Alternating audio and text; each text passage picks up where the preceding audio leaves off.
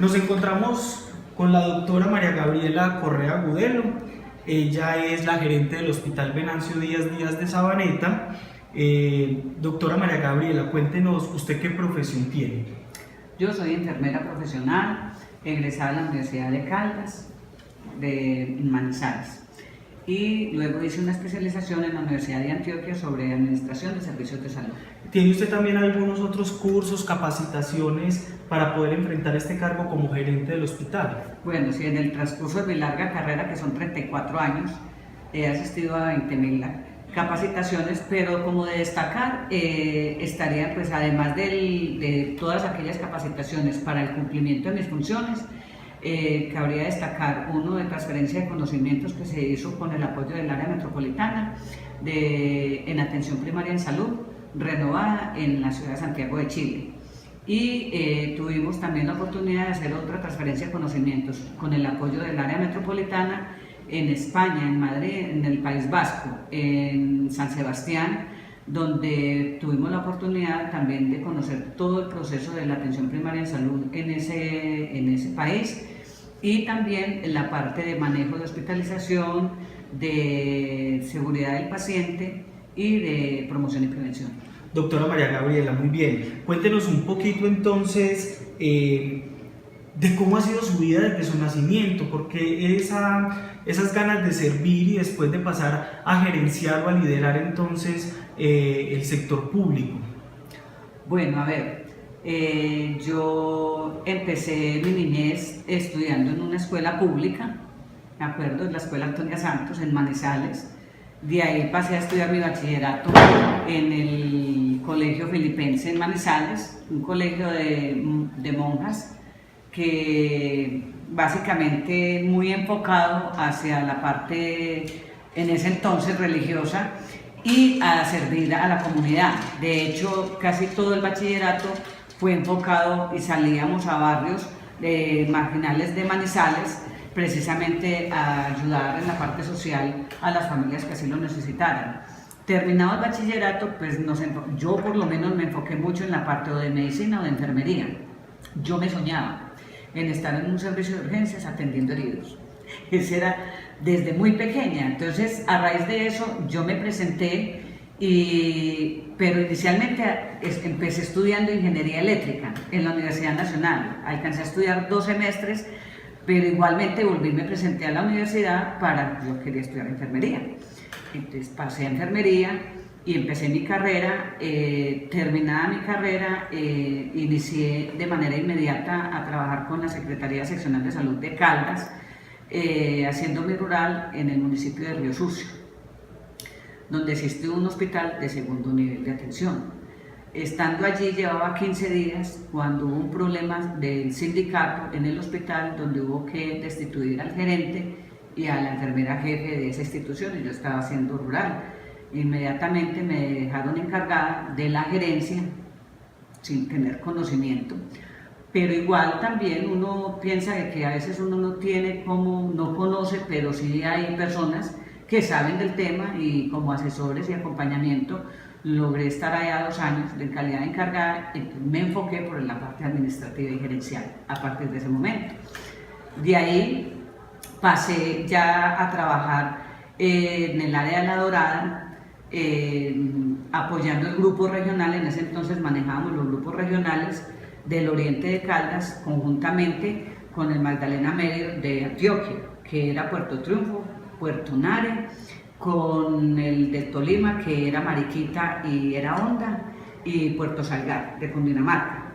Hicimos un grupo multidisciplinario trabajando todo enfocado desde la parte administrativa, apoyando a todos los directores. En ese entonces no eran gerentes sino directores de hospitales, porque en ese entonces la salud estaba centralizada a nivel departamental y a nivel nacional.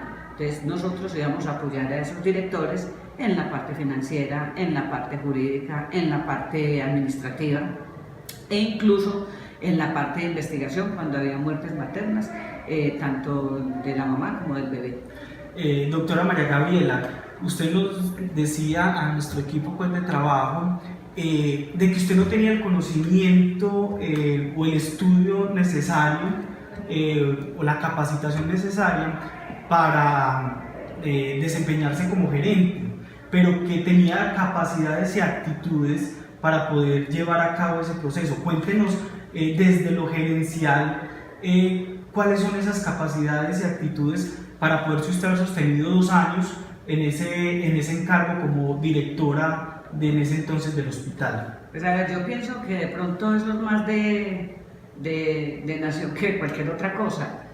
Uno cuando asume una responsabilidad de esas, primero que todo debe haber una actitud muy positiva frente a los cambios y una mente muy abierta frente a la normatividad para enfrentar cualquier cargo que implique de gerenciar o direccionar o de coordinar. Entonces, porque la carrera está implícita dentro del pensum esa parte, que desde el 4º o 5º semestre a uno lo llevan a gerenciar un servicio, el servicio de pediatría, el servicio de quirófano, el servicio de hospitalización de interna o de cirugía, y eso le ayuda a uno mucho para tomar decisiones y poder analizar situaciones cuando ya se trata de una institución grande que ya no implica solo gerenciar 20 o 25 camas, sino gerenciar 20, 30, 50 camas y además recursos humanos y además todas aquellas actividades o acciones que implique el cargo. Doctora María Gabriela, cuando nosotros tomamos la decisión de entrevistarla a usted, lo hicimos porque vimos un adecuado manejo entre los colaboradores de la institución a la cual usted gerencia. Cuéntenos por qué se da ese adecuado manejo, por qué ese respaldo que tiene usted de sus colaboradores. A ver, hay varias cosas importantes. Primero, a los colaboradores hay que mostrarles que uno conoce el tema. Eso es fundamental. Usted no puede exigir a un colaborador que haga esto cuando usted mismo no sabe dónde está parado. Y eso es fundamental. Yo pienso que lo primero que un gerente o una persona que quiera direccionar una institución debe conocer muy bien del tema para poder dar a conocerle a sus colaboradores y exigirles. Esa es una parte fundamental. La otra, el trato humanizado frente a las diferentes situaciones. Lógicamente, a veces hay que apretar, porque de todas maneras no es lo mismo gerenciar una empresa que se maneja en computadores a manejar una empresa donde se manejan seres humanos y se manejan vidas. Es una cosa totalmente diferente. Usted se equivoca en el computador y borra, usted se equivoca en la impresión de una hoja y la cambia y la bota, pero usted se equivoca con un medicamento que no se le debe aplicar a una persona, se lo aplica y lo mata. Ese es otro cuento muy distinto y hay que ser muy estrictos en ese sentido. En el sentido de que además, fuera de que yo soy de las personas que a mí me dicen, pero usted con 34 años de servicio y va y mira los cursos y realmente han sido pocos. Yo conozco gerentes que en 4 o 5 años tienen hasta doctorado, magíster, una cantidad de cursos, pero realmente yo soy de las que pienso, yo no soy la que ejecuto allá, no hago la mano de obra. Entonces, ¿quién se tiene que capacitar? El que está haciendo la mano de obra. Muy bien, doctora María Gabriela. Bueno, y además hay otra cosa muy importante, los salarios, el cumplimiento con los salarios. Eso es fundamental. Perfecto. ¿Qué herramientas cree usted administrativamente o que usted haya utilizado en el momento de crisis, sobre todo en esa parte financiera que viven los hospitales en el país? Bueno, incluso la semana pasada salió una columna de alguien, de un médico que escribió que además los gerentes, cuando las universidades ahora van a hacer concurso, deben pensar también en que el gerente debe ser malo, malo en el sentido de que cómo se van a conseguir las platas, porque yo puedo facturar todo lo que quiera, pero si la EPS a mí me devuelve todas las cuentas o no tengo cómo soportarlas, entonces realmente no estoy haciendo absolutamente nada.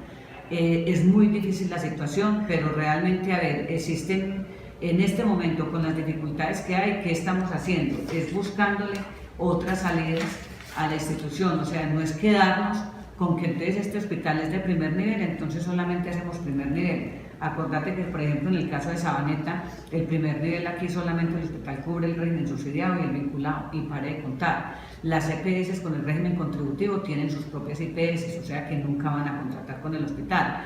¿Qué es entonces? Es buscar otras salidas y con eso, por eso logramos que el hospital lo clasificara en una especial con algunas acciones de mediana complejidad.